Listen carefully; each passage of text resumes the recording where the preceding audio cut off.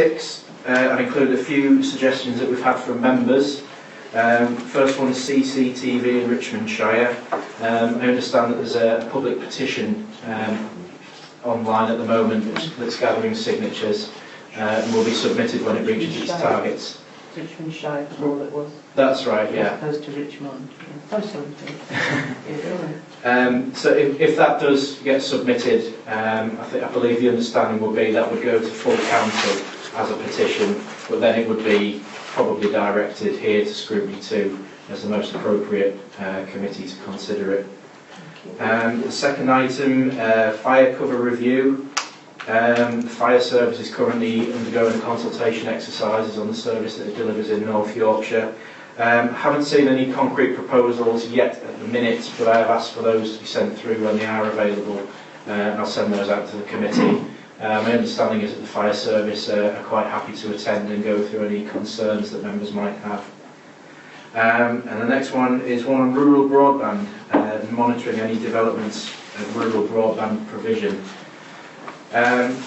So from those items in sections 5 and 6, I'd really just like to steer as to where you would like them prioritising and timing over the coming year, bearing in mind they can be reprioritised once we get into the cycle and other developments occur. Chairman, can I just ask why we're in the parking issue at James Cook Hospital? What's that to do with Richmond Shire?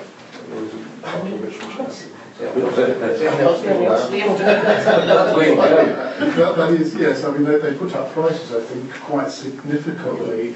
Was it in 2014? And but they also extended the parking facilities. Now, I don't know whether that's an issue that's addressed or.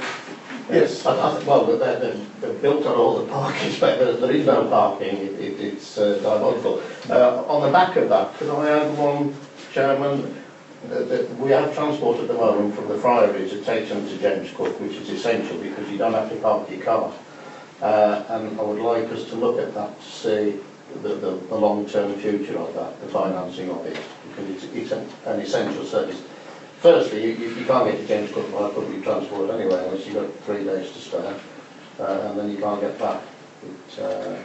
So that's essential to have that at the Friary. People can get to Northampton. It's a good service, but make sure it's retained. Yeah, good.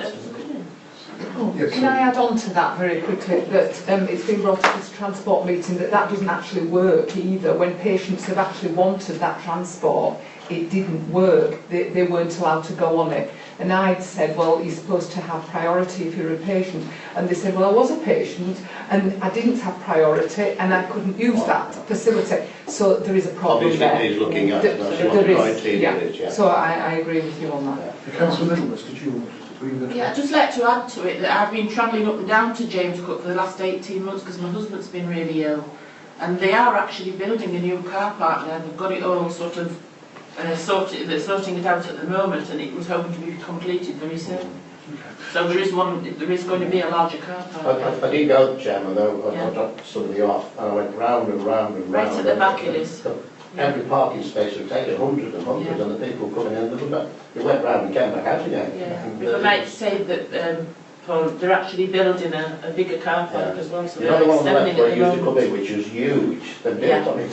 Can I perhaps just say then that we obviously can't resolve the issue here, but can we say that there's an issue there about access and parking, that clearly stays on the agenda and needs to be looked at at some point. Were there any other issues that we needed to prioritise? I think the important one is the CCTV cameras in Richmond. It's very, very important. That one's looking at very carefully. Okay. Well, we've noted that, and saying thank you very much. My concern about CCTV is clearly that we do look at it very carefully. I understand that there was CCTV at some point in the past. We obviously need to look at the feasibility, the costs, the issues involved, and we need to talk to the police about the implications of it. So I think that we're waiting at the moment, as Paul said, for the petition to come. But if it's remitted to us there clearly would be a piece of work that would involve some digging into the issues, the cost, the feasibility, and everything around that. And at that point, that might become an issue. Are you suggesting of some priority then for this I do. committee? Yeah, as I particularly wanted it to be on this, Chairman, I think it's very important that we deal with it as a matter of urgency when it does appear, because the public, it's high on their profile.